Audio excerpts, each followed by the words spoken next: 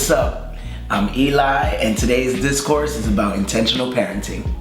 This topic is important, you feel me? I feel like I'm a father figure sometimes, I ain't got no kids, man, but shout out to Rex like Raj. But this topic is important just because parenting, that shit is what molds you feel me, as you grow up. And I feel like if we wanna have a better society, we gotta talk about parenting and how do we be better parents, you feel me, and raise better children, you feel me? So I think that's super important to talk about. See, I'm not a parent. In a sense, I actually have kids in the gay community that call me pops, but I don't have any kids that I take care of every day. So I would say intentional parenting is important for those who just don't have kids that they birthed, or maybe they fostered, or maybe they brought in. But of all type of chosen families, intentional parenting is important because the children are our future and we need to be more intentional about how we're bringing them up. Shit, I hope to just learn, you feel me, from this conversation because, I'm not a parent and I know there's at least one parent in the room, so being able to learn from him, you feel me, but also learn from the other folks in the room and to be able to just learn what's best practices, you feel me, like how did parenting shape their life, and learning from those, mistakes that were made, but also learning from, the good things that happen in terms of parenting so we can be, if we choose to, good fathers one day. I hope to get out of this conversation more understanding from people who are parents or a person who is a parent about maybe what intentional parenting means to them, and also other people who have been parented, maybe so we can find out what intentional parenting wasn't. So I look forward to seeing various perspectives of intentional parenting.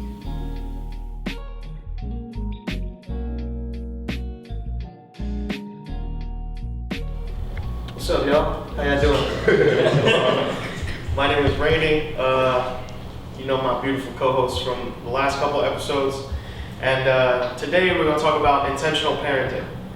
And I guess I'm going to just start by saying, what I mean by that, like what that is. Intentional parenting is when, at least for me, is when you make space for ideas and for lifestyles that don't particularly align with your own, and cultivate a safe space for that to grow and flourish, like literally intentionally making the effort to be a better parent so that you raise better kids, as opposed to just like having the kids and just doing whatever, especially in the case of having children you weren't necessarily planning or like prepared for, because those are the most common instances of people just kind of winging it, and then the children suffering, whether on purpose or not, the children suffering because of the lack of preparation and lack of intention behind the parenting. So that's kind of what I mean when I say intentional parenting. So I guess we're just gonna go around the panel and everybody just sort of give their own reason as to, similar to the last two episodes, as to why this needs to be talked about. So if anybody wants to start, that is not me. That would be fantastic. I think I would start with, I don't know what parenting is. Yeah. I don't think I've had like good representations of what parenting is. I think everybody was just winging it. Nor do I know any planned parenting. Well, if it was planned, it was entrapment. You know what I mean? It wasn't like, because I wanted to have a kid and create like a functioning adult. It was more so like, I know my tax refund is going to increase if I keep having children. You know what I'm saying? Yeah. So I don't think I know what parenting. I know what intention is. I was fake deep first, and then I got deep because shit got deep. But parenting, I don't. Okay. I'm not sure. So I think maybe if I could think of what I think parenting is, I would more so look for guidance, but I'm not sure. Okay. Yeah, that makes a lot of sense. Thank you. Shit, I would say for me, and this is something that's like coming up in my therapy as of late. Like I think if I would have had, I don't even know if intention is enough, because I think like I was raised in a single parent home, and then I had like a lot of aunties and my grandparents and shit that supported me. But I didn't think like my mom. So I was first gonna say I think if I had intentional parenting, I probably could have avoided a lot of trauma. Mm-hmm. But like when I look back at shit, I'm thinking like, okay, my mom had me when she was 17. I think her intentions was good, but that still didn't erase a lot of the harm that she caused me. So, I mean, I think like intention is is a start, but that's I don't even know if that's like gonna get us to where we need to be. Yeah. Okay. Anybody else? I think an easier way to probably like frame this question would be like, or maybe just to get a better understanding is, so who here grew up in a, you know, no household is perfect, like no situation is perfect, but who here had a healthy relationship with their biological family, like for the most part, or early in life? Are you talking about parents? Yeah, like your parents, yeah. Early in life? Who I did. Who here had a negative early life that later blossomed into something healthy as y'all grew to know each other as people? Right? Yeah. Okay. Because I feel like Julius brings up a pretty good point of like not knowing what parenting is. And I think it means very different things for various people. So like for me, being the only biological father on the panel, it means something very different for me than probably somebody like Eli, how you said, like you've had people who you've been a parental figure to that haven't necessarily been, you know what I mean, like that haven't been there the entire time. So for me, when this topic came about, I got to thinking about a few things. So one thing that came up is the first question is, are you a parent? And for me, it's like there are people out there that call me pops, or in some way have attempted to even position me as a parent in the queer community. And I've had to like set boundaries with some people like, no, I'm not the daddy of these people. I have no intention to be that. I'll be the uncle. I'm cool being the uncle, but I'm not the daddy. I'm not the pappy. So, but then there are a couple of queer women that they call me pops, and they have called me pops for like so long. And like you said, I haven't been in their life in this certain way, but I didn't never ask for that from them. It happened. They just started doing it. I was young. They were also younger than me. So I think about like intentional parenting within the queer community and the ballroom community. That's what I think about, because I think about how intentional that is, where some of these people are coming from a home where, like we said, you may not have come from a healthy, whatever that is, biological relationship with the people who birth you, and then you go out into the world and you find other people who fall into that figure. Another thing is in my personal life, I think about my father, who I didn't rest in his ball sack at no point in time. But people even to this day be like, oh, y'all look alike. And we just look at each other and we laugh because it's like, cool, like we don't share no blood, but blood couldn't make us any closer. That man met me when he was 19. So when I think of intentional parenting, I look at 19-year-old people I see now. I think of being 19, I think of meeting a 1-year-old, and he didn't ask no question. He fell in love with me. He says my younger siblings are born because of me. So I'd be like, y'all wouldn't be here if I wasn't here. Because literally, he met me. I was the greatest child ever, and he adored me. And throughout my whole journey, he's also formerly incarcerated. He did 10 years. He could have forgot about me in them 10 years. He didn't. I was his child. He was still sending child support for me from prison. Meanwhile, my man that I sat in his ball sack is out here just running and rampaging. I haven't spoken to him since January last year, where I hit him up and I asked him, hey Dad, you think we can link up to have some lunch? Okay, cool, I'm busy this weekend, hit me up another weekend. That was January 24th or something, 2019. We are now in 2020 and I haven't heard from that man. Wow. So intentional parenting to me, I think of those examples. Yeah, that's deep. Right. So I have a question for Pierre in particular, from a psych perspective, from your therapy background, like when you heard my definitions and how they relate to me and my position as a parent, is there anything that stands out to you from what I said, and is there anything that maybe you would approach differently than I guess myself from a professional standpoint, you know what I mean? And also because we touched on this, it actually came up a lot in the last episode. So it makes sense that we would follow with this, and I guess what it means to have this thought and to have this approach to parenting, and how does that reflect on you? What does that mean for I guess child development, child psychology, stuff like that? Yeah. So I guess one thing that I should highlight first is that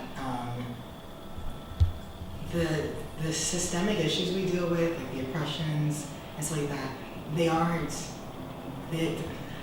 completely apart from the interpersonal stuff.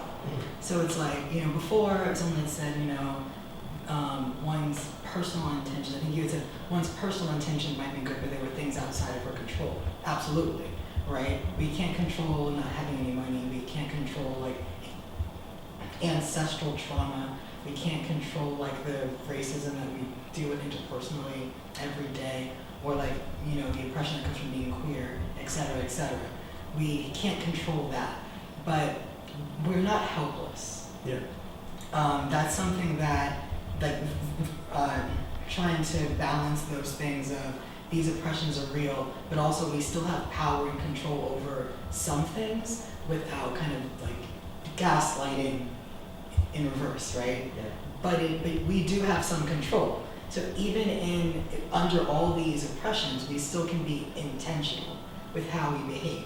We can still acknowledge the other oppressions. So if we have a child and they're queer, we can be intentional about, the systemic homophobia and the interpersonal homophobia in our communities and how to support our child through that.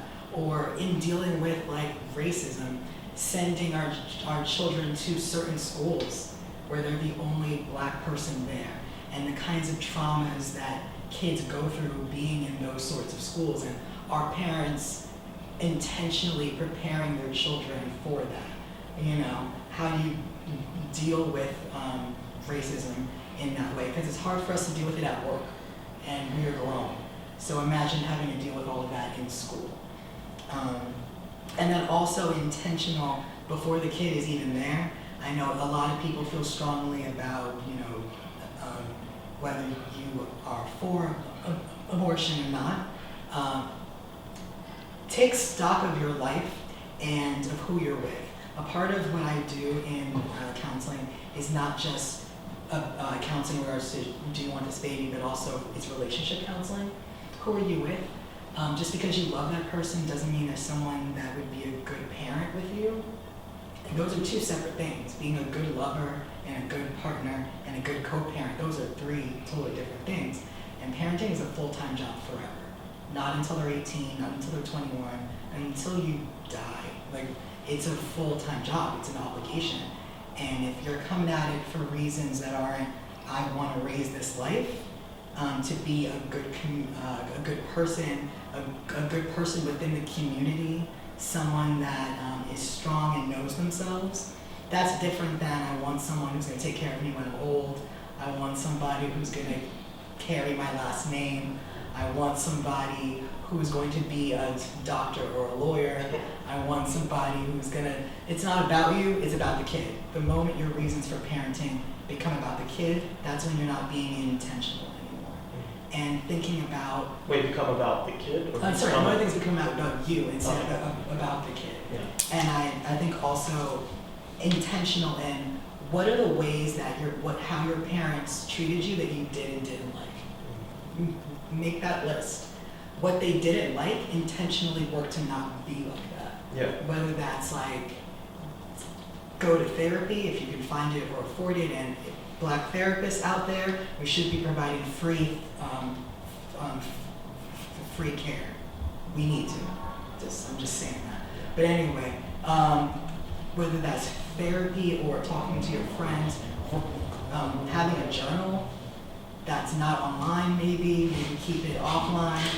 Just saying, y'all do what you want to do, but I'm just saying it's better to the journals on in your house and not on the internet. And you just write your feelings out and then review your own feelings and watch how they change and reflect on that shit, Be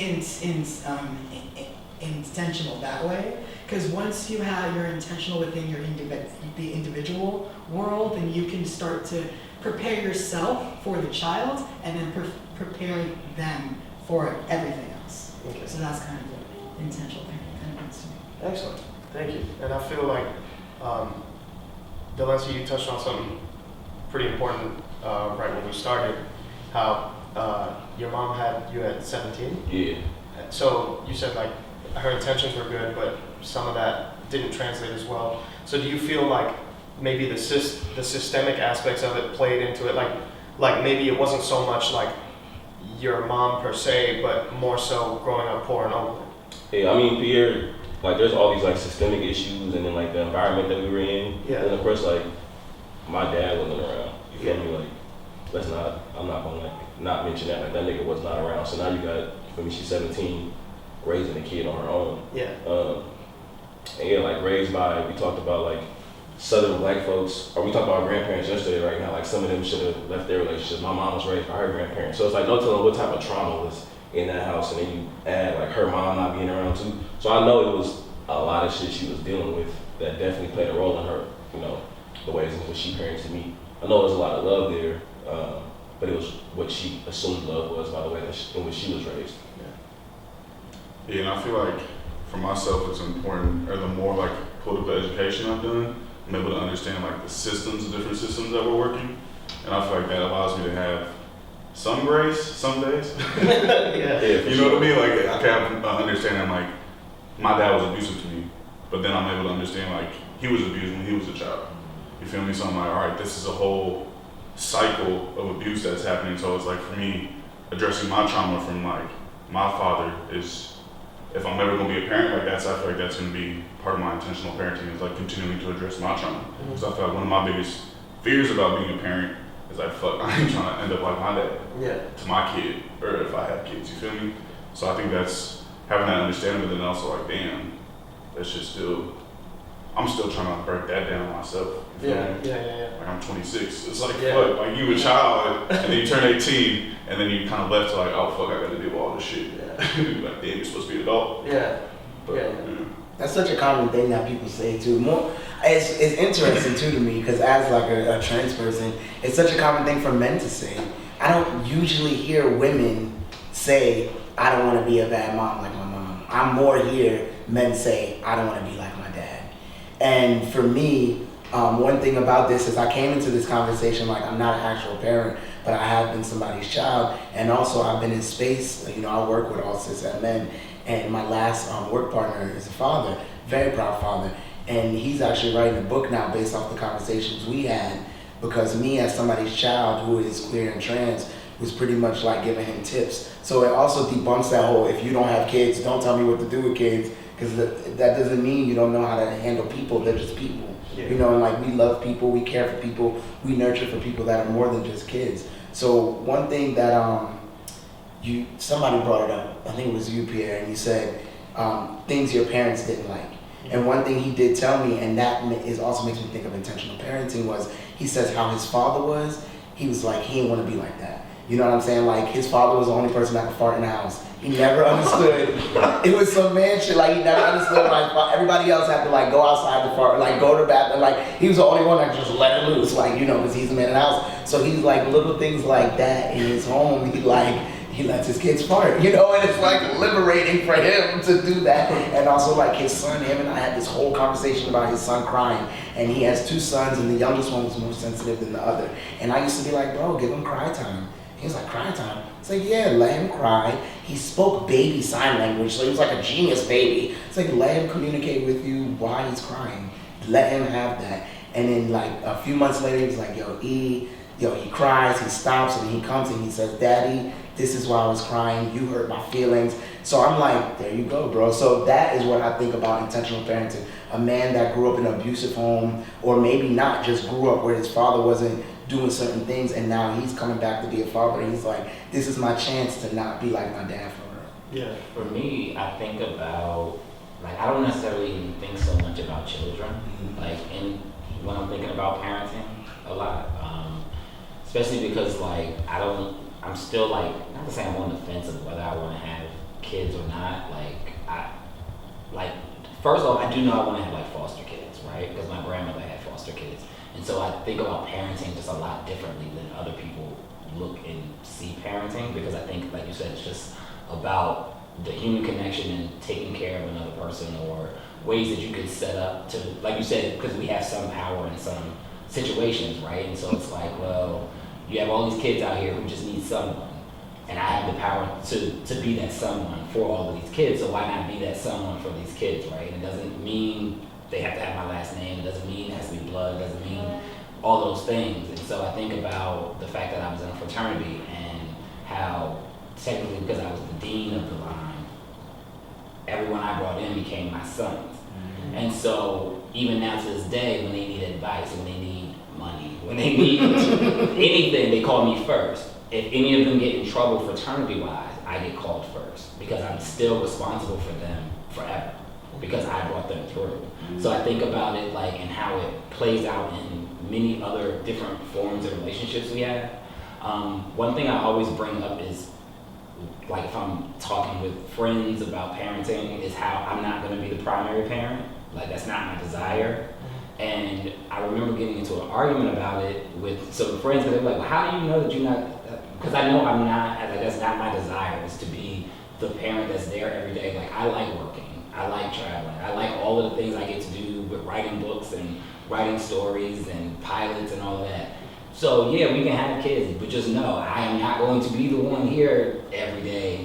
You know what I mean? And so I think like having honest conversations with yourself before you decide to have children, what your role will be in your children's life. Because again, it's not that I don't love them any less, it's not that I'm not gonna take care of them, it's not, but it's just I know what the primary parent role typically is, and I know that that's not the role that I intend to have. And then the third thing is I think about power dynamics and when they start to shift and when the child becomes the parent. And so for me, with like my grandmother recently passing away, she was dealing with brain cancer. And so we had to start doing everything for her and she became our child in a sense. And so there's oftentimes even a struggle there because a person doesn't want to feel like they're being reduced, right? And so it's just like when you have children, your children don't want to feel like I'm less than you or you have all of this power over me. And so like when those roles started shifting, there was a tug, like almost like a battle, like well, I'm still the mother or I'm still the grandmother. And so I think about it now, when, if I have kids, like how to make sure that my kids know, like we don't have to fight for power in that way, right? And that there may come a time when the power has to shift and I have to be okay with that. And even with my parents now, I start to tell them things like, okay, we're going to the bank, you're putting me on the accounts, we're doing this, we're doing that. And for them, it's tough at first because it's like, well, you're not telling me what to do. And then it's like, okay, I am getting older. I do have to think about these things. And so your kids essentially become your parents at some point. And so that's kind of how I think about like intentional parenting. It's not just so much of this is my mom, this is my grandmom, and they're always going to be that, but it's about power dynamics and how they have to shift over time, even in the relationships that you have with people who were your parents. So one thing, you said something when I, like in the very early days of me becoming a dad, I was like, I'm a big fan of another show that you're on, and I was watching literally like everything back over, and there was one, I forgot what episode it was, but there was one instance in particular where you were like, my parents weren't ready for kids. Like it's not a question of whether or not they were ready for kids, it's whether or not they were ready for me. And that shit changed my whole outlook on this shit. Right. You know what I mean? Because, were they ready for a gay child? Were they ready for all the circumstances? Because like now I find myself like I catch myself and I catch people at work as well, like because my job is very interpersonal. I'm a tattoo artist. I see thousands of new faces, like maybe not thousands, but I see maybe 1,000 new faces a year. Right. You know what I mean? But like, and like all those people with all these different outlooks, like literally that one thing that you said, that one time, like that shit, like it shifted my whole, I was like, damn. So, so what I was talking about, it was basically like pro-choice versus pro-life, and you had a bunch of like cishet dudes who kept saying that they were pro-life and, if my girl get pregnant, she's having the baby, blah, blah, blah, blah. And my challenge to them was, but what if the baby is queer? Yeah. What if the baby, you know, starts to transition? What if the baby is born with a disability? What if the baby, like, what if the baby just doesn't come out this boy that you always wanted, that you could throw a football with? Yeah. And a lot of the people on the panel that day were taken aback because it was kind of like they don't think that far. Nobody ever thinks that far ahead. And a lot of the problems, like you said, around, I guess, intentional parenting, I think that work has to start way before the baby is born, right? And we look at like how society has now created like gender reveals and how, you know, the baby before they even are born are already being steered in a direction of pink for girls or blue for boys, or and we're already, before the baby gets here, buying them things that we think they're going to like based off of the fact that they have either a penis or a vagina. Yeah. And so a lot of it is having to unlearn a decision that is made in a split second that tells you your child is this thing and that your child is going to act this way for the rest of their life because they are this thing, right? And so it's like, rather than saying you have a baby boy or you have a baby girl, they should be saying you have a child that was born with a vagina or you have a child that was born with a penis. It makes it weird. And it sounds weird and it sounds like, okay, but is it a boy or girl? It's like, it's a child that was born with. And like, it's tough to. But you'll figure out if it's a boy or a girl or an unidentified when they tell you. So you should work on that. Right? And so I think that kind of goes into like what parenting can look like. And I think we all, well, not we all, but you know, a lot of us have been able to watch what is going on with Dwayne Wade and Dwayne Wade's child, who recently now decided to go by she, her, as well as the name Zaya. But it's been big to watch D Wade and Gabrielle Union become champions of what it looks like to raise a queer child. Because that can just, like, even if it's not just a queer child, like, it can just, that just means so much to just children who just do not fit a mold, right? And there are so many children who just do not fit a mold, whether they turn out to be tomboys. I don't know, is that a term still used? Kind of. Well, look, I'm showing my age. That was the term we used when we was in school. Now, most of the time, our boys turned out to be something else once they got older. But that was a cute way of you being able to, I guess, protect your child in a sense. If someone questioned if your daughter was being too boyish, you got to call them a tomboy, and then it was kind of like, oh, she's just a tomboy. And I think though, as things have evolved, it's like, oh, she's a lesbian. Oh, she's a right. Oh, they're this. Oh, they're like, you know. But I think that also goes into like language that we have and language that we don't have.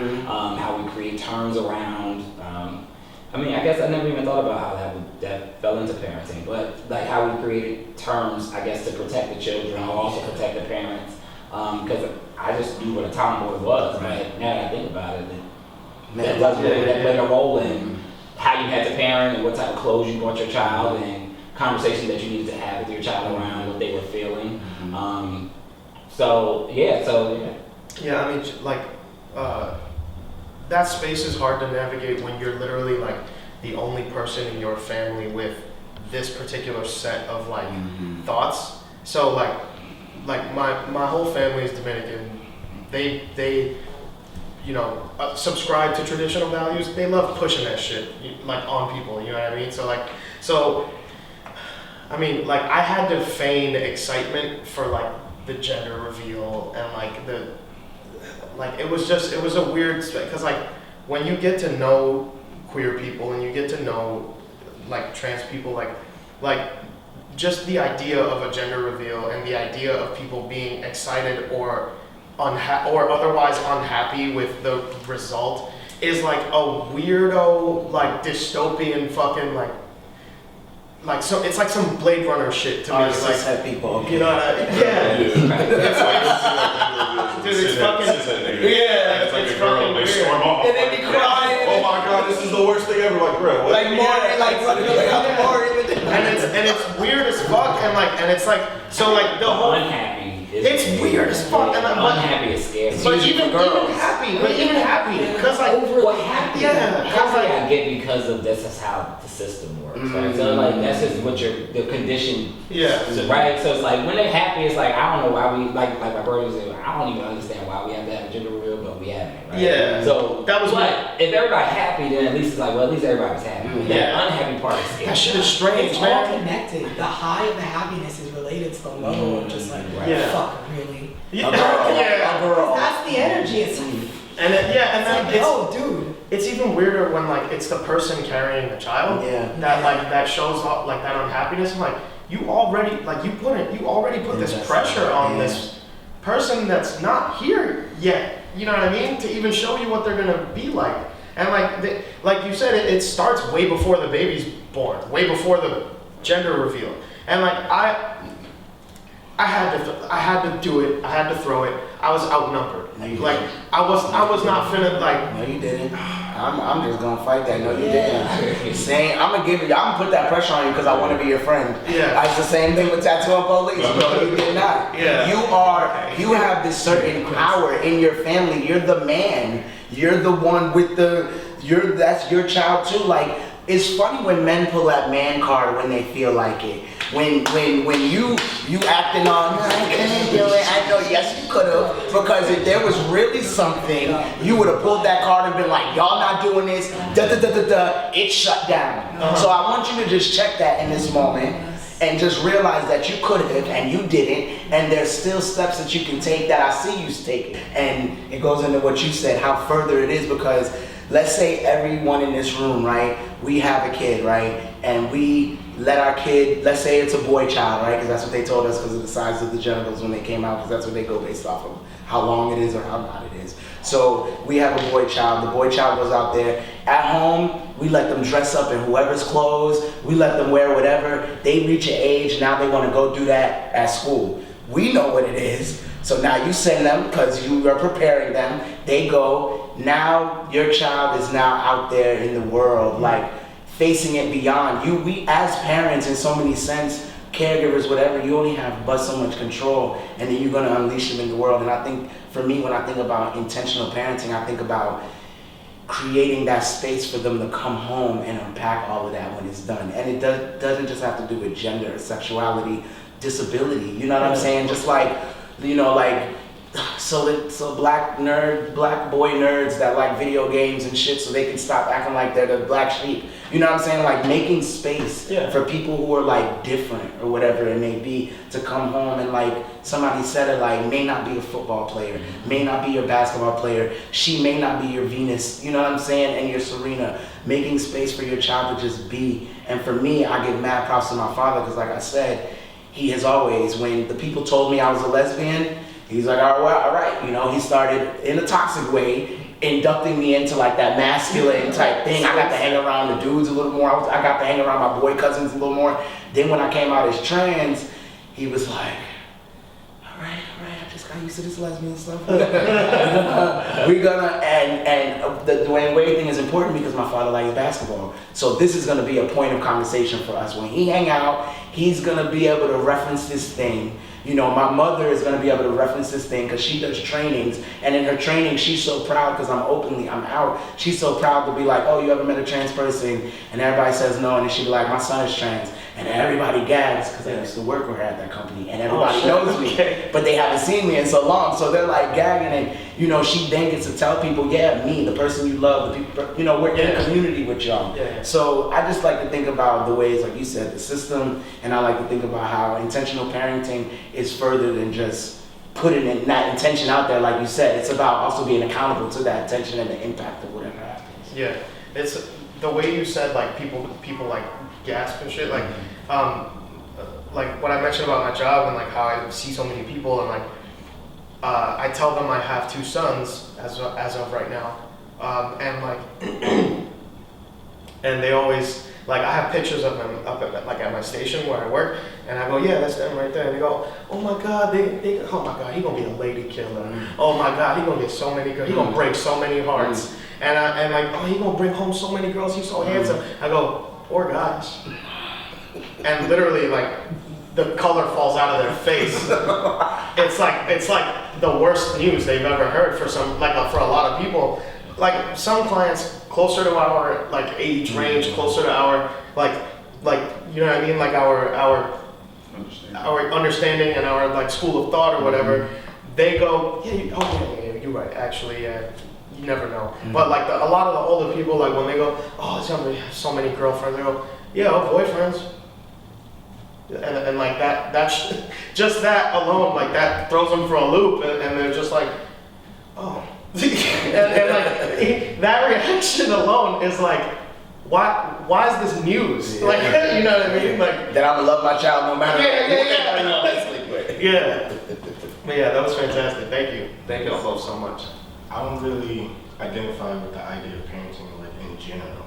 Like I don't even like the idea of like mothers and fathers and any of that shit. Like it all feels selfish or like a prison to me, because like either someone's indebted to someone. So I don't really identify. I have a son, he's 9, but I don't call myself his parent. That's mostly because of your child. Yeah, for me hearing that, I guess the it's only like Father's Day song I've ever heard is Gucci Man, and it's mostly talking about how no one got him nothing for Father's Day. Yeah. I've never seen it. There's no incentive to be somebody's parent. Mostly, it's also you just taking somebody's burden, and then because my mom, she has to cook for me or clean my fucking clothes, or they get older and then my mom has to come live with me because I want to put her in a nursing home, and then it's like saving face because that's your mom or that's my dad. But it's like it's never like I really rock with my mom, or like I've never seen it unless you're being coddled, right? I've seen people love the shit out of their mom mostly because when they go over there, they have to do nothing. You know what I'm saying? Yeah. So I don't like the notion of it. So intentional parenting is just a weird thing for me to talk about. All the moms I've seen is about that tax refund, and then you could go away, actually. Yeah. So I don't get it. And I mean, the things that y'all said have sounded great, but it didn't sound like what I think or possibly or romanticize what parenting is, I guess. Like a lot of it sounds like financial dependency or charity or like sympathy for someone because they had a kid and they had a kid younger, or they were married and they had kids, but it's like, what was the intention? It was all selfishness. Like everyone's, and I think the notion of having a kid is selfish. Like you're only doing it just to prolong your generation or your DNA. Like it's not. I don't really see it. Mostly. That's some heavy shit, man. Goddamn. Yeah, because we just learned something. Because we asked who his father is, but I guess that makes sense. Yeah. Because you don't identify as a father. So Yeah, when we so- asked who was a parent, you didn't. So you ain't saying that? Okay. Makes sense. Okay. What a twist. Well. Please. Because actually it's really funny. Wait, let me have a cover, because goddamn. Okay, wow. Yeah, I actually want to say some shit because it's actually really related to what I wrote down. It's like, you gotta build, like, why are you having kids? Just on some real shit, why are you having kids? Like, are you building a relationship with this person? Is this someone that you say sorry to? You know, or is this an extension of you? Like, is this your object, your pawn that you're kind of moving around? Like, you know, the society kind of teaches us to treat other people like objects. This is my partner, and they do what I say. This is my kid, and they do it. This is my parent as they get older, and they do what I say. And it's about like power and who has power over who, instead of kind of trying to build relationships with people. Because for a lot of it's hard work, and two, it's scary too. And it's like this idea that children have to take care of you when you're old. They don't. If your kids don't like you, they could do something else. Especially like I'm noticing the changes over time in like people around my age and younger. They feel less of a pressure to stick around and stay with parents they don't like. So, and as times are changing, parents, if you want to have a good relationship with your kid, you're gonna have to start treating your children as if they're humans that you have to learn and grow and know and build relationships with. And to be fair, not a lot of people are cut out for that. I would wager to say a lot of people shouldn't be parents at all, and a lot of people do it because they feel like they have to in order to be an adult, and because that's what society tells us, You have a relationship, then you have to get married, or what was the point? And then if you're going to be married, you're going to have kids, or what was the point? And it's like there's this There is pressure. no point. Instead of just enjoying life for what it is. And to be fair, there are systems in place, and society doesn't reward you for letting life be as it is. You get tax benefits for being married. You get tax things for having kids. People question your relationship if you don't get married. They question your relationship if you don't have kids. I understand that. I'm very realistic about that. But also, does that make you happy? But also, is that kid happy? Do you know your child, actually? Or do you just know what you want your child to be? Because a lot of old Black people are lonely.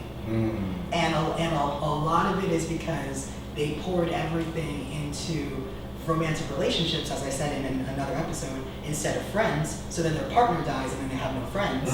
And then a lot of it is because they projected a lot of things onto their children instead of growing a relationship with their kids. And then their kids move away out of state and then they never see the kids again.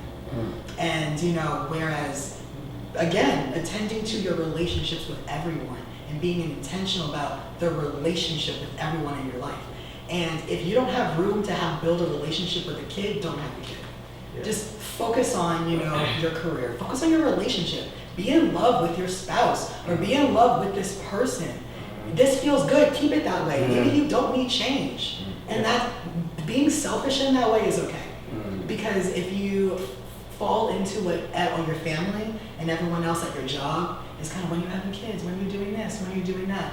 They only want that because it makes them feel good, so they can peek at you from the outside. But they aren't going to give you money. They aren't going to watch your kids. They're not going to do anything. And if you fuck up, if things happen, they're going to blame you for it. So just go at your speed, because they're going to call CPS on you. So just go at your speed. Be you and focus on you. Yeah. Real quick before we move to this side of the room, I just wanted to challenge something that Julia said. Yes, I am obligated to take care of the person I'm partly responsible for creating. Yes, I also know I'm an independent contractor. I don't get shit back on my taxes. I pay them motherfuckers at the end of the year. So I don't see, like, the way you don't see the angle of intention or what parenthood even is. I cannot compute what you just said. Straight up, no, in the most respectful way possible. I don't get it. You know what I mean? And that, it's so the whole why are you having kids? Is it an obligation? You had it out of selfishness, and that's actually, you were right about part of it, and that's actually how I contribute to the issue, because a lot of the reason that I had, I didn't, the kids just happened, right? So I didn't have them. I mean, I can't, but it wasn't my intention to be a father. I just was. So because I just was, it's my obligation to be there and be the father.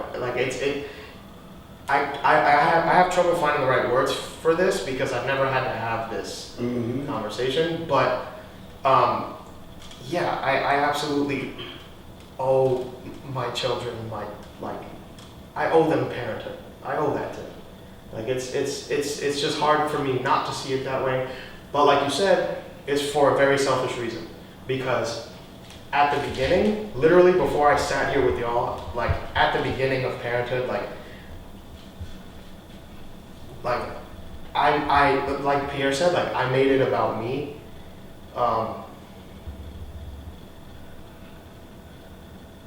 I made it about me in the way that it wasn't even about raising the kids. It was about being a better dad than my dad, and that was tough, to hear from you and from Pierre and from Eli, you know what I mean. So it was tough to hear that, and then like deal with that shit sitting here.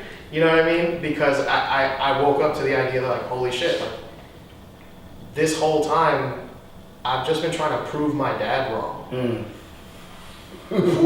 Shit. Sorry, hold on. Like this whole time I've been navigating this thing like I'm gonna love my kids because my dad didn't love me. And I'm gonna be there for my kids because my dad wasn't there for me. And I'm gonna do this fatherhood shit and see what the fuck was so hard about it that my dad had to leave. So that I get, and like, holy shit. So yeah, so I definitely I thought I knew myself before I sat here. Discourse. But evidently I do not. So that's how this issue affects me personally. That's how I contribute to the issue. Let's move on to this side of the room. Let's see how y'all contribute or are affected by this issue. It came out to me on camera, like seriously, dude. Like we literally have asked that question many times, and you've said no. I want to let you know I don't feel lied to or nothing because the language does not fit.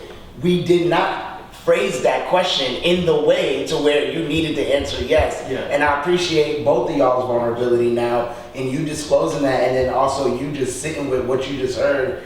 As the only father or whatever here, I'm sure that could have been like a jarring thing. So I appreciate everybody kind of sharing their truth and leaving room for people to be like, that's weird, or damn, bro, that's kind of deep. So I just want to say I appreciate how you was like, oh, that's wild. Think about what he was saying originally, and then you come back at the end and you have your realization, you feel me, and then you're like, damn, like actually I hear what you're saying, and this is how it affects me. So I think just having that, like, people talk about accountability in real life or like being able to grow, like nigga, that shit just happened right here.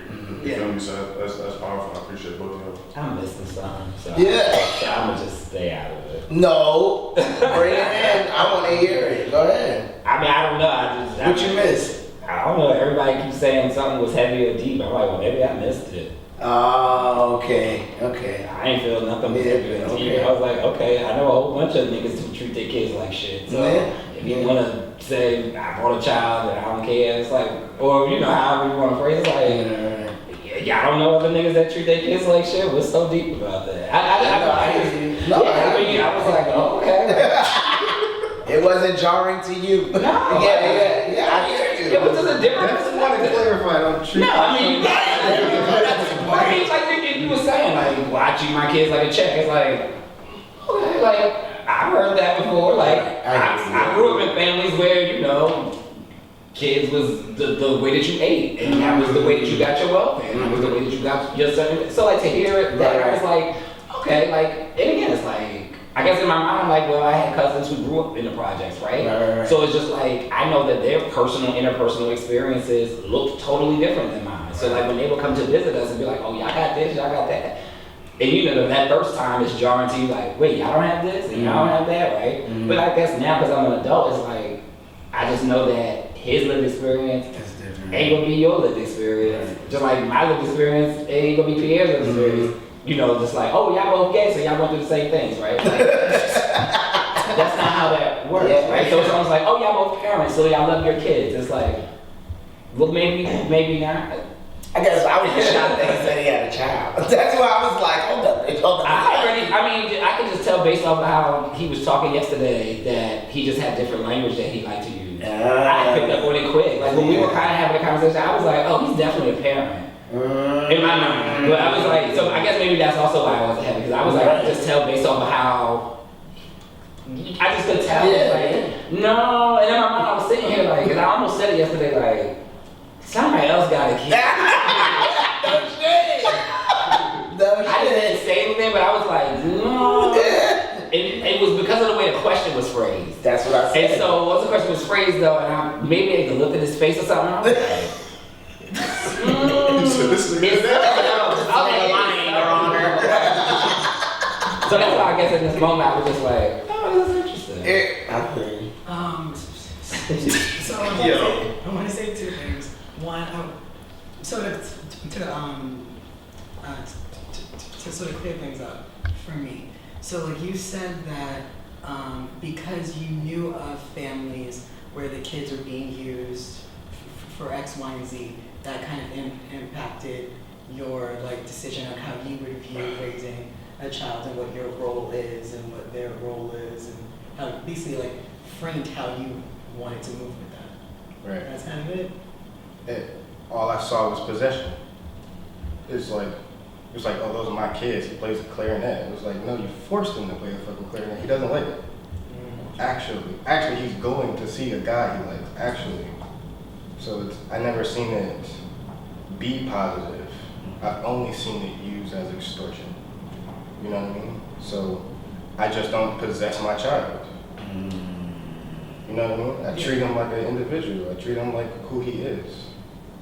I don't teach him or put like, oh, I was in wrestling, so you need to be in wrestling. Or I don't force him to wear what I wear, any of that. You know what I'm saying? What do you want? You know what I'm saying?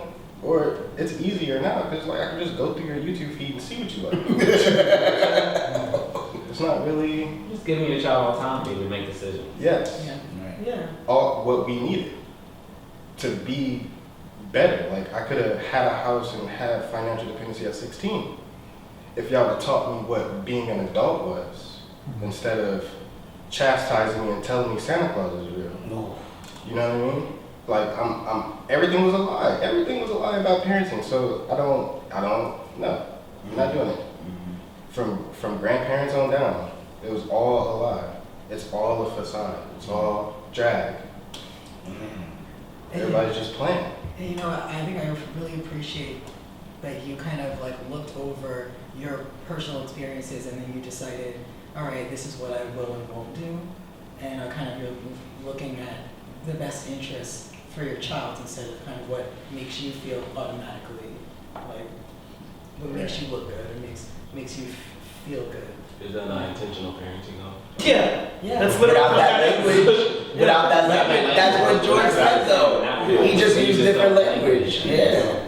And I think like now that I think about it, like I guess I see why the moment was heavy for some, and that's because it broke down how you were conditioned. And I guess I'm just not conditioned like that. So for me, it just kind of went over my head, and I was like, oh, this is like, okay, like, cause we, I mean, especially because it's like you said, and you know, I know how ballroom operates, right? So I know how people already have fathers and mothers, and so it's just like parenting looks different. And again, I'm in a fraternity, so parenting and being the head of someone or having a power dynamic over someone looks different based off of what type of situation you're in. Right. But I can see how a moment like that could be very heavy when you've been conditioned to think that your job is to be this to someone else, and it has to operate within a vacuum that looks like this. Right. And it has to operate like I have to take them to the strip club when they turn this age, and I have to drink with them when they turn this age, and I have to, and I think for me, like with my parents now, because I'll say like my dad was very like non-PDA, non a lot of things, but that was because of how he was raised, right? So I think part of the work that we did was to get to know each other as friends. And so like I'm friends with my parents, although they're still my parents, I'm friends with them and I can hang with them. And we can talk shit together and we can gossip and we can do things that a normal parent-child relationship under societal standards wouldn't do. I get to do those things with them and be messy and, you know, all of that type of stuff. Right, and then again, but it was something I had to create. And that's why I started, like, what is parenting, because I don't know. Right. I'm not sure. Yeah. And I appreciate that you're just putting that out there. Like, you're not just acting like, yeah, because I did this and I got a kid and now I'm a parent and I know what being a parent is. You're like, no, what is it? I didn't earn anything. I didn't do anything to be your parent. I don't know what's the entitlement, what's the shield, what's the benefits, what's the... I think I also want to like keep repeating, it's about like building a relationship with the child, like an actual relationship, but with the same intention that people ideally want from romantic partners. Like romantic relationships are seen as the only time where people have to try, and it's really frustrating because a lot of friendships and a lot of familial relationships fall apart because it's all about the husband or the wife and everyone else can just fall apart. Single Terry Crews said. What about? You play too much. It was, I'm sorry. No, it's funny though. I didn't know what you was about to say. That's why I was like, oh shit. No, It was, I'm sorry. This is No, you were making a point about like Oh, shit. Yeah, he was yeah, like, yeah, yeah. only person I have to make happy is my wife. My daughter's what's her name, Rebecca? Rebecca's the only one that matters. Rebecca gives me wings. like that's your own children. That shit is unhealthy.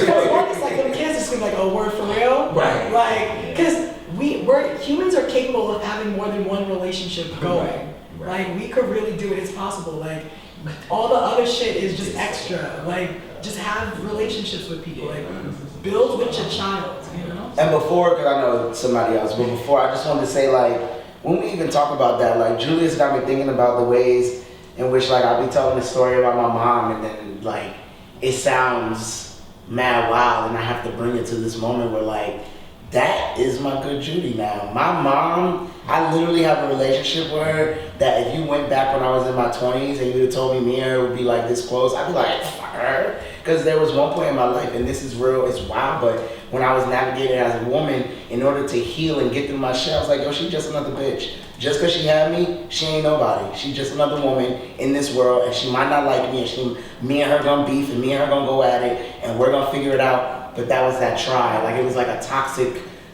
like, entry into, I need to be intentional about having this relationship with my mother, because unlike my father, she was actually trying. She just had a lot of her own shit that I literally, like he said, like, I literally had to, being an abolitionist has pushed me to humanize people who have harmed me in this way where everybody's not ready for that. And I have to respect that also when I do this work, that, like, I have humanized everybody that's harmed me, including the people who brought me into this world. And now, know that she did her best. She did what every decision she made was within her best interest, and she didn't know she was harming me at that time. She learned now, we talk about this stuff, and now she's super proud and she does her best, to move forward and be the best mom that she could be. She loved her trans baby.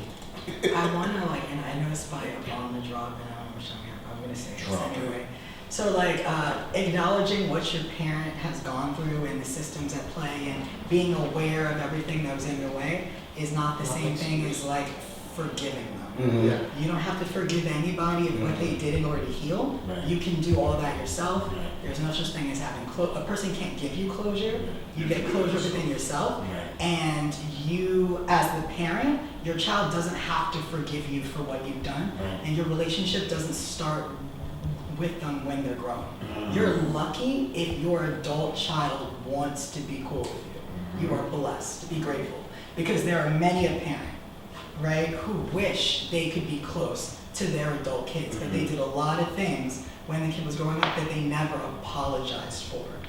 And they feel entitled to a relationship. Mm-hmm. And now the kids either only come once in a while or they don't come at all. Mm-hmm. So it's really important to build that relationship, to say you're sorry, and to be humble, and to really acknowledge that if your child decides they want to come back to you after everything you may or may not have done, because your kid might come back and tell you did some things that you don't remember you did. And that's real, but it happened to them.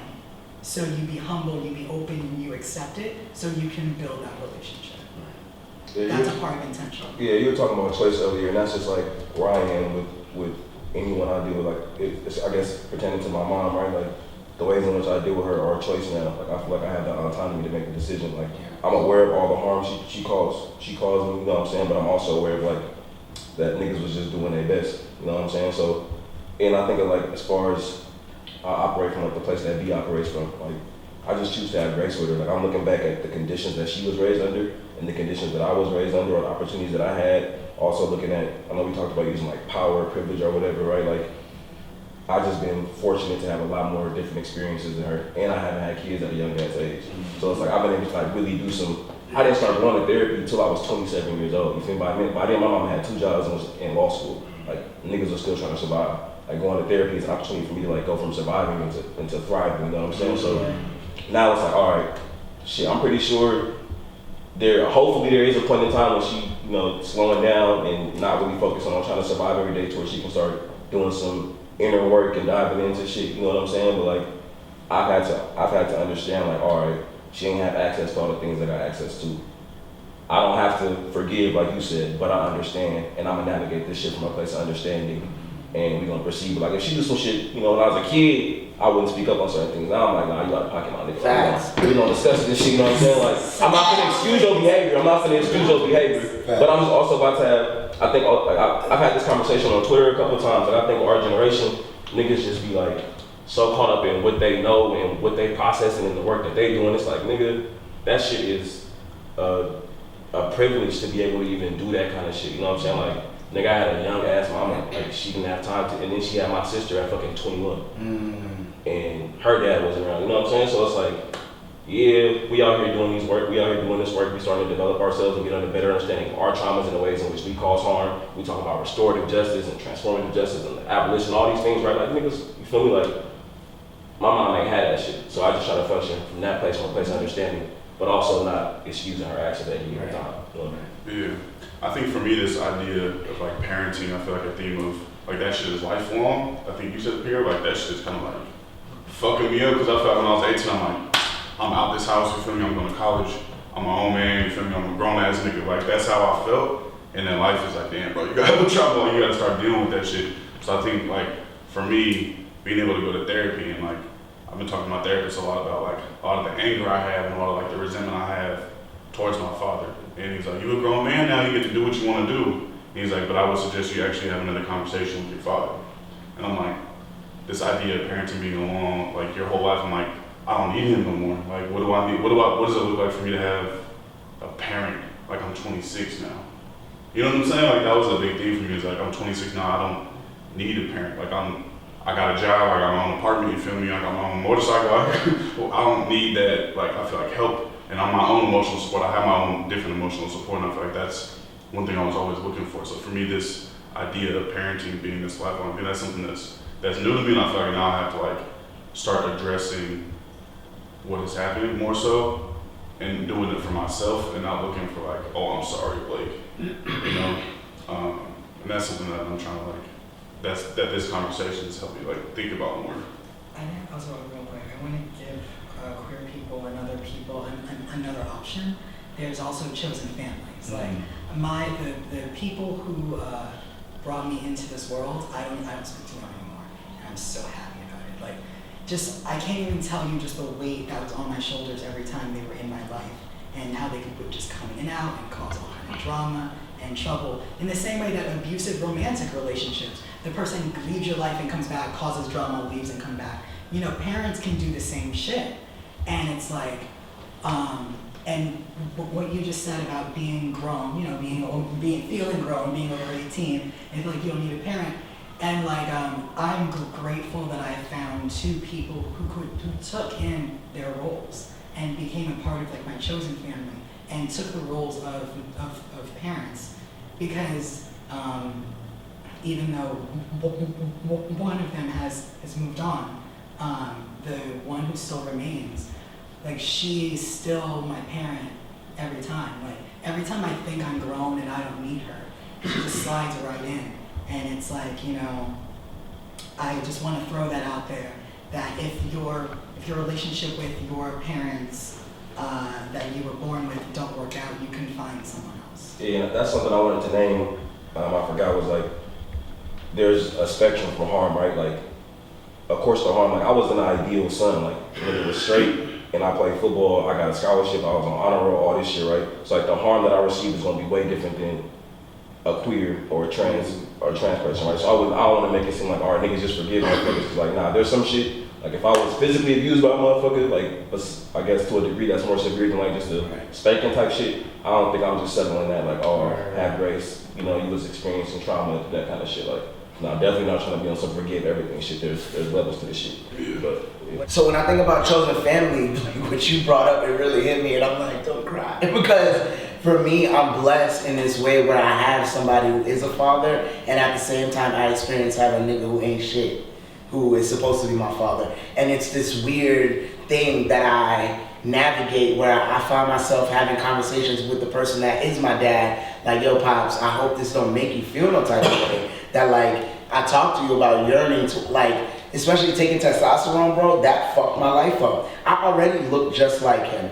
Then when I started taking testosterone, every picture I take, the more it masculized my face and all that bullshit. Yo, I literally, like, he spit me out and I fucking grew up. And like, it's so wild to think that if I go to Trinidad, there's gonna be women that see me and they gonna be like, yo, is that a young junior? Like, I literally look just like him. So for me, it's this weird thing. We're looking in the mirror, I always see him and we don't have a relationship. Then I have a man in my life who is a father. So why am I yearning for, like you said, somebody to do something? That void is filled already. So it's also, for me, what I keep thinking about is, what you said, it hit me in this, like, the closure is within myself. Like, this year, I've chosen in this conversation that I already said I'm gonna stop reaching out to him. So now I'm like, I need to start working on that closure within me. I'm never gonna get that sorry. I'm not gonna get the way that my other father treats me, I'm not gonna get that from him. So I wanna let go of that, you know what I'm saying? So that I understand that his intentional parenting is with his other kids. You know what I mean? Like, he's a great father to his other kids, but to me, blow me dust, you know? So I kind of like really took what you said in this way where it made me think, damn, he's a father forever. He's somebody else's father forever.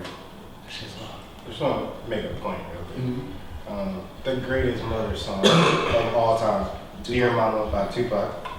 Have you ever listened to this guy? Yeah, man, it's First off, it's a letter. He's not even there. Like, he's not fucking there, you know what I'm saying? And then half the song, he's just giving money and putting it in the fucking mailbox because she's a crackhead. It's the whole song. Dear Mama, thanks. So that's my whole sum of parenting. Like, I forgive you only because I took that parenting away and see you as a human, and you didn't have no fucking resources, you didn't have nothing. So I understand. Whole song. It's pretty skewed the way you're like, it's a little harmful the way that you're like, well, this shit sucks, so I don't subscribe to it. Which is like, I'm the exact opposite. Like, this shit sucked for me. My situation was garbage for me, so that's exactly why I subscribe to it. But like you said before, maybe that comes from a selfish place in me. Like, maybe, you know what I mean? Like maybe I'm trying to be a better dad because I didn't have that, as opposed to just being a dad. Because that's what dads do. And it's like, I don't owe, my son doesn't, neither of my sons owe me anything. I owe them everything. That's just how I see it. And I respect your views and shit. You know what I'm saying? Like, I respect you as a man coming here, sitting here, and just being like, I have a son, he's fucking 9? Like, goddamn, you know what I mean? Like finding all that shit out about you right here. Because you're a dad with a 2-year-old, and so a 4-year-old. you're like, wait, if they were 9. Yeah, so I'm like, huh? You know what I mean? So like, it's like the soldier boy, huh? You know what I'm saying? So like, so that was great. Yeah, so I'm like, Julius had a son, he's 9 years old, he don't call himself a parent, huh? That Julius? You know what I'm saying? So like, Can't do it, man. yeah. That's real. Yeah, so like, I totally, I respect what you said, because that you highlighted exactly how I contribute to the issue. But I think you also raised the point of like how I can hold myself accountable for the issues, for the way I contribute to the issue, and like what tangible things I can do as far as making the issue like go away or not present itself in this way anymore. I think your way is very radical but effective. You know what I mean? And I don't have it in me to be that radical, because my sons are my son. My kids are my kids. My sons until further notice. You know what I mean? Like whatever.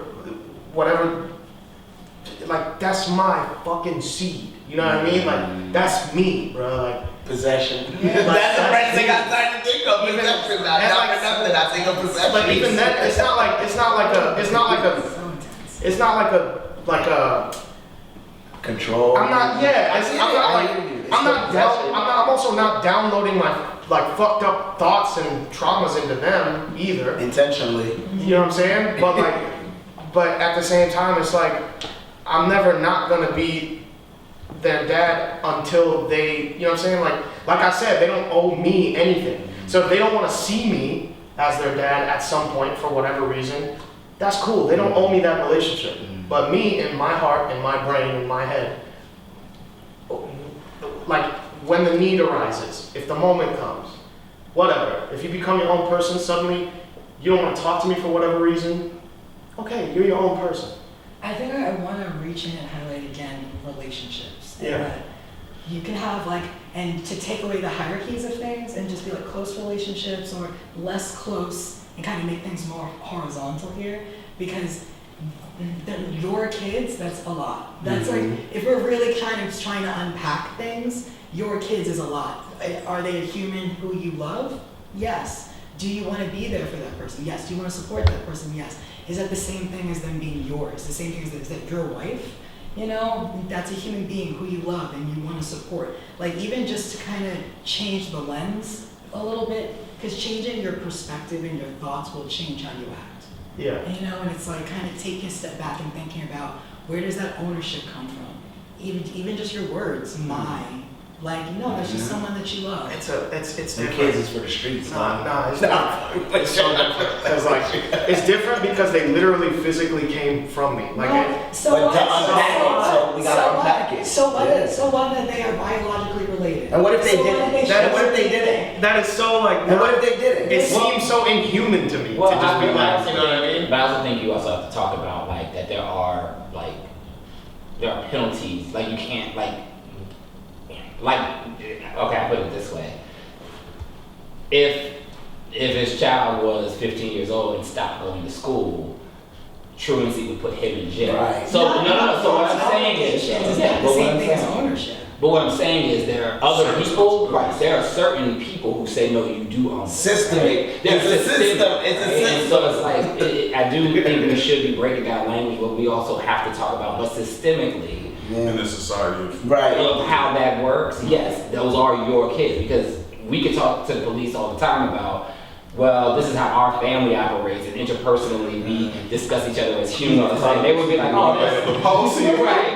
That's not what I'm saying. But that's also not what I'm saying. Right, but what I was just trying to get you to also say is that there are two things at play. So like, yes, like saying, yes, these are my kids is because part of that comes from how systemically these people are attached to you, because the court is going to say, no, those are your kids, so you have to pay this amount of money.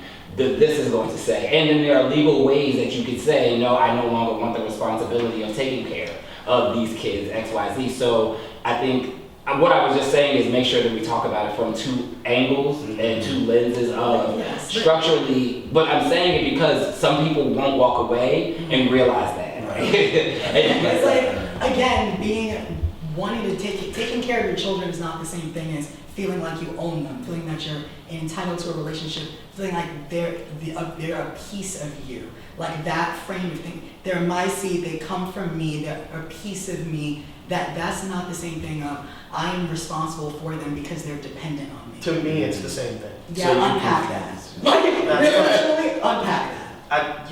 Unpack that. Just like, really, just, I'm not saying like, I'm not saying like, oh, you're abusing your children, change your life radically tomorrow. I'm saying that sort of thinking can leak out and turn into other things. Because what if your child does something that you don't approve of?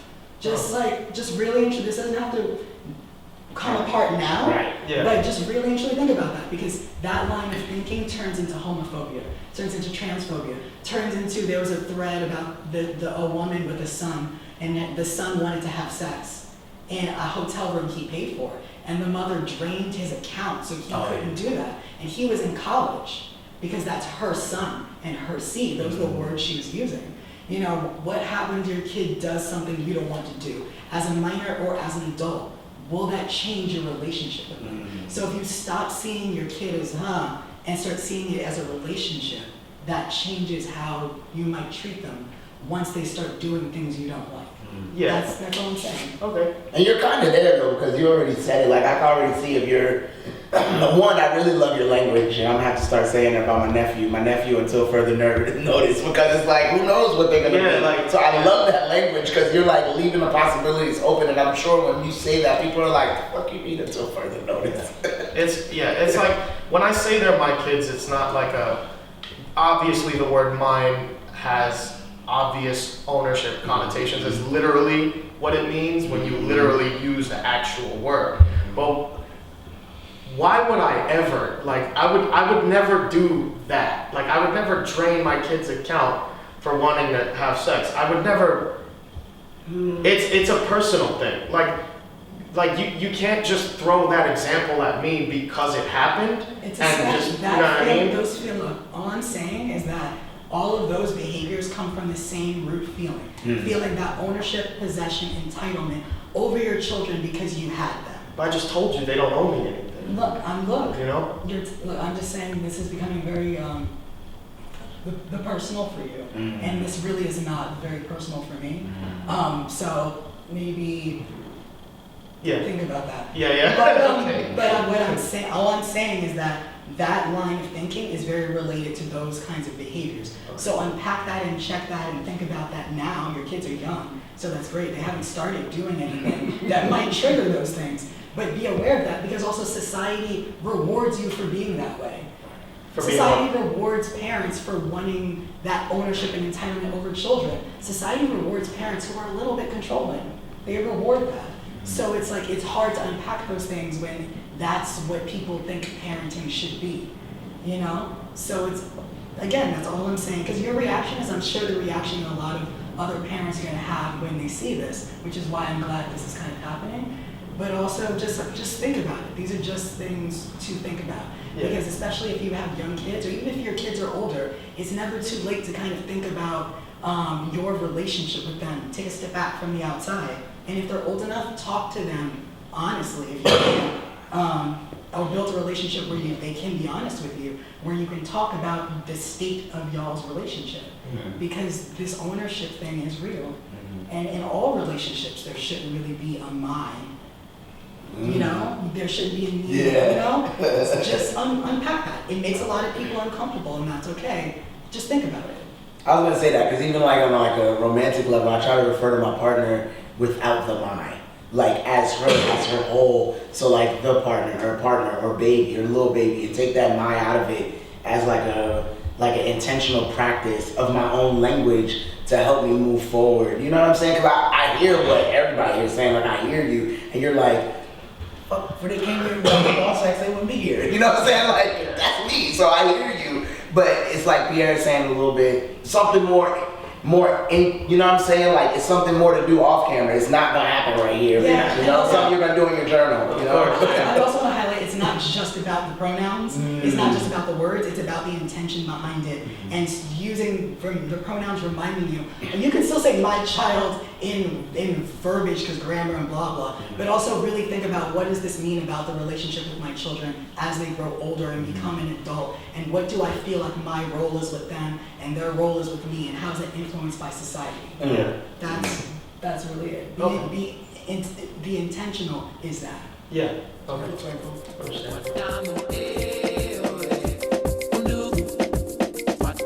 Conversation on intentional parenting was very interesting for me. I think it was intense to see open-minded men cringe, but then also like open their mind even more. So I think that was really dope. My experience with child rearing is probably going to look a lot different than a lot of the people who are out there.